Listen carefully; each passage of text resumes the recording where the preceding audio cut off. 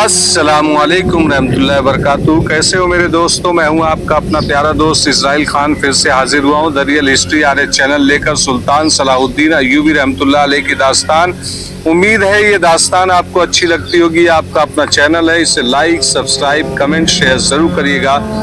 आज के किरदार में है इस्माइल, मार्कोनी, कदोमी और रेमिनेंस के मकबरे की रखवाली करने वाले, फिरौन के मकबरे की रखवाली करने वाले वो ज़ईफ और कुछ औरतें, कुछ बच्चे जो एकदम नंगे धड़ंगे रहते थे। उनके पीछे भी एक पथरीली टेकरी थी। ऊपर से चट्टान इतनी तेजी से आई कि नीचे से आदमी भाग न सके। रोशनी भी कम थी।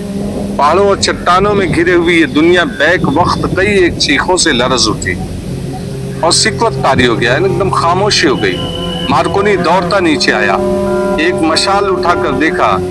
गिरी हुई चट्टान के नीचे से खून बह रहा था।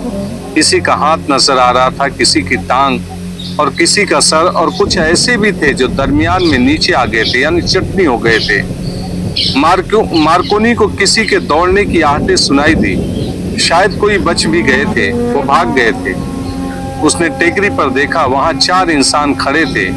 एक बूढ़ा था, दूसरा इस्माइल, तीसरा मार्कोनी का एक साथी जो हाँफ रहा था, वो भागा नहीं था, और चौथा इंसान कदोमी थी जो सरापा खौफ बनी खड़ी थी, डर के मारे कांप रहे थे। मार्कोनी आहिस्ता आहिस्ता टेकरी पर आया। उसने चारों को बारी बारी देखा, सब खामोश थे। सबसे पहले बूढ़ा बोला। उसने कहा, मैंने तुम्हें खबरदार किया था कि मुझे तुम्हारी आंखों में मौत नजर आ रही है। मैंने अपने फर्ज को नजरअंदाज करके तुम्हें यह भेद बता दिया था। मैं जानता था कि ये मौत का भेद है और मौत मेरा फर्ज पूरा कर देगी। क्या तुम वापस चले जाओगे? मार्कोनी ने आहिस्ता से कहा, नहीं, मेरे ये साथी मेरे साथ हैं, ये मेरा साथ देंगे।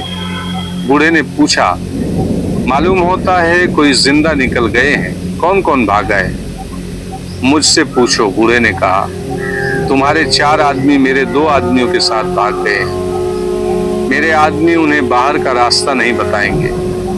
उन्हें अब अंदर ही भटक भटक कर मरना है। बेहतर होता कि वो चट्टान के नीचे आकर मर जाते। ये मौत आसान थी। आज रात के लिए काम बंद कर दो, मैं सुबह तुम्हें अंदर ले जाऊंगा। मार्कोनी पर इस हादसे का कोई असर मालूम नहीं होता था। उसने बूढ़े को अपने साथ खाना खिलाया। इस्माइल ने बूढ़े को एक चादर दे दी जो उसने अपने ऊपर डाल ली। कदोमी पर खामोशी तारी थी। वो उन औरतों को भी देख चुकी थी जिन्हें मार्कोनी ने यरगमाल बना के रखा हुआ था, यानी किडनैप करके रखा था। वो अब किसी और जगह थी। तुम मेरे एक आदमी को खा गए थे, मार्कोनी ने कहा उस बुड्ढे से। इससे पहले तुमने कितने इंसान खाए हैं? जितने हाथ लग सके, बूढ़े ने जवाब दिया। मैं बता नहीं सकता कि हमारी नस्ल में इंसानी गोश्त कब दाखिल हुआ। जो तारीख मेरे कानों में डाली गई है उसमें 15 सदियों पुरानी एक पेशे गोई शामिल है। किसी ने कहा था कि जो लोग खुदाए रेमिनेस के मदफन की हिफाजत करेंगे, उन्हें रेगजार अपनी ठंडी आगोश में रखेगा, उन्हें पानी और साये से महरूम नहीं होने देगा, उन्हें दुनिया के लालच से आज़ाद कर देगा, उन्हें सोने, चांदी, औरत और शराब की ख्वाहिश से आज़ाद कर देगा। उन्हें यह भी ज़रूरत नहीं रहेगी कि वो अपने सूत्र ढांके, यानी बदन को ढके। उनके दिलों में एक दूसरे की मोहब्बत होगी। उनमें कोई लालच नहीं होगा। लालच ही इंसान को कातिल, डाकू और बददयानत बना देता है।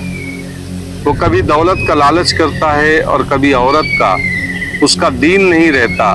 लालच फसाद की जड़ है। हमें इस लानत से आज़ाद कर दिया गया था और कहा गया था कि एक वक्त आएगा कि रेमिनेस के मुहाफिज इंसान का गोश्त खाएंगे, यहाँ से बाहर जाया करेंगे, इंसान का शिकार खेलेंगे और कोई जानवर मिले तो उसे भी खाएंगे। अगर नहीं खाएंगे तो उनकी नस्ल खत्म हो जाएगी। कदोमी ने बूढ़े से कहा, क्या तुम आज भी फिरौनों को खुदा समझते हो? इंसान बड़ी कमजोर चीज है। अपने खुदा बदलता रहता है, बूढ़े ने कहा, और कभी इंसान खुद ही खुदा बन जाता है। इस वक्त तुम लोग मेरे खुदा हो क्योंकि मेरी जान और मेरे बच्चियों की इज्जत जो तुम्हारे कैद में है, तुम्हारे हाथ में है। मैंने तुम पर ये राज तुम्हें खुदा समझकर फाश कर दिया है, क्योंकि मैं मरने से डरता हूँ और अपनी बच्चियों को बेआबरू कराने से डरता हूँ।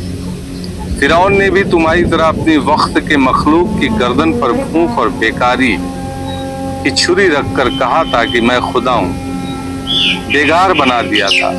इंसान ने मजबूर होकर कहा, हाँ तुम ही खुदा हो। भूख और मुफलिसी इंसान को हकीकत से बहुत दूर ले जाकर फेंक देती है। उसके अंदर का इंसान मर जाता है, जिसे हकीकी खुदा ने अशरफुल मखलूकात कहा था।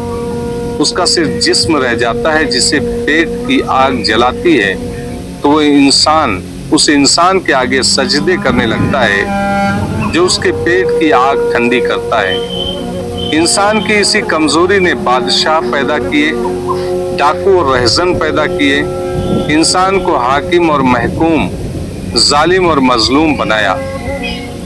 लोग कहते हैं कि इंसान को भूख ने बदी से आशना किया, ये गलत है।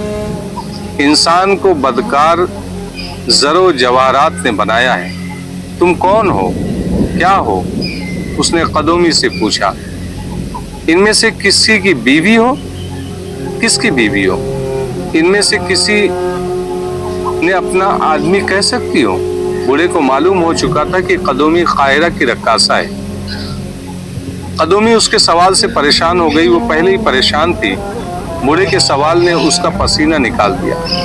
बूढ़े ने उसे खामोश देखकर कहा, तुम अपने हसीन चेहरे और जवानी की बदौलत अपने आप को खुदा समझती हो, और तुम्हारी ख्वाहिश करने वाले तुम्हें खुदा कहते हैं। मुझे जंगल और वहशी न समझो, मैं जंगली नहीं हूँ। मेरे पास कपड़े हैं जो मैं पहनकर कभी कभी काहिरा जाया करता हूँ।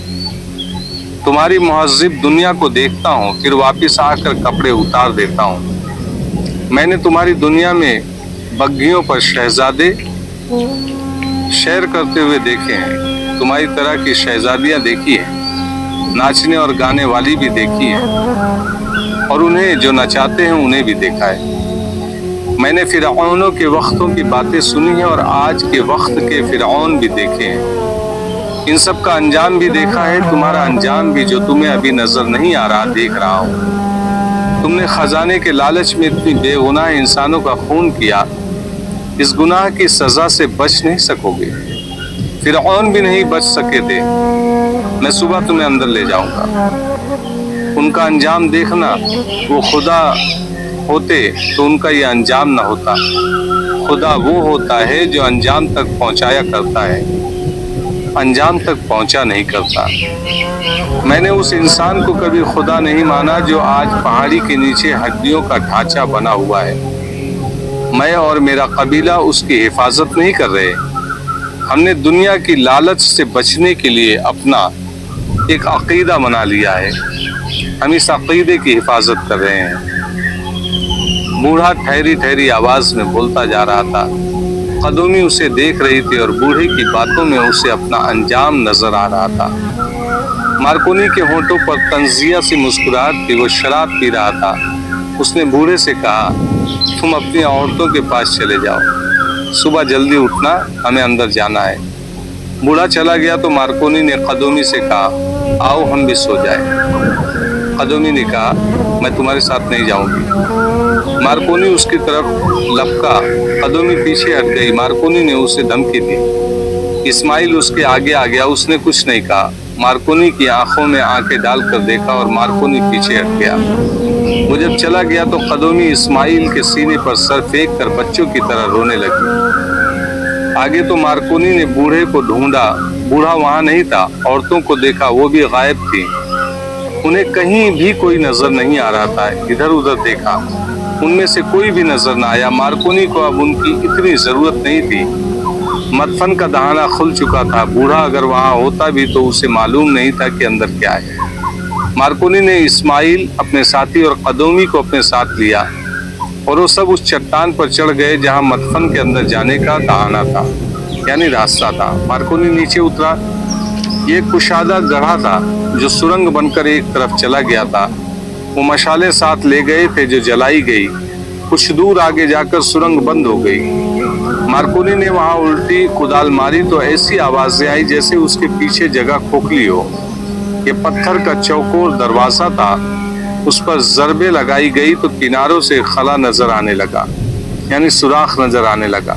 سلاخوں اور ہتھوڑیوں وغیرہ کی مدد سے اس تراشے ہوئے پتھر کو ہلایا گیا اور بہت سی محنت اور مشقت کے بعد میں چوکور پتھر نے اس طرح راستہ دے دیا کہ پیچھے کو گرا.